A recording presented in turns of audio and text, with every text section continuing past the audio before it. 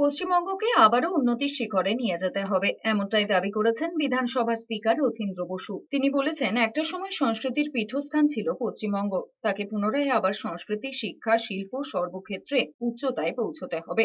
রথীন্দ্র বসুর মন্তব্য, পশ্চিমবঙ্গে প্রচুর গুণী ছেলে মেয়ে রয়েছে, শুধু তাদের সঠিক পরিকাঠামো এবং রূপরেখার মধ্যে দিয়ে উন্নতি করে পশ্চিমবঙ্গকে এগিয়ে নিয়ে যেতে হবে।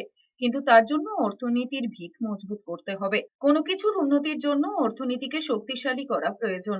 নাটক থেকে শুরু করে বই প্রকাশন কিংবা প্রকাশনী সংস্থা, সবকিছু এখন স্তিমিত হয়ে গেছে। কিন্তু ভারী শিল্প এনে পশ্চিমবঙ্গের অর্থনীতির দশা ফেরাতে হবে, আর তাহলেই সবকিছু দুরন্ত গতিতে ছুটবে। ভালো প্রকাশ সংস্থা পেতে গেলে যে মূলধনের দরকার হয়, সেটা মূলধন জোগানোর জন্য অর্থনীতিও দরকার। তা আমি আশা করব যে আমাদের ছেলেরা, আমাদের বাংলার ছেলেমেয়েরা আরো এগিয়ে আসুক, পশ্চিমবাংলাকে আরো উন্নত করুক। অর্থর ক্ষেত্রে আমরা, আপনারা তো জানেন 8 লক্ষ কোটি টাকা ধার আমাদের আছে। সেই অবস্থা থেকে ফিরে এসে আমরা আবার ভারতবর্ষকে নেতৃত্ব দেই, কারণ ট্যালেন্ট আমাদের কম নেই।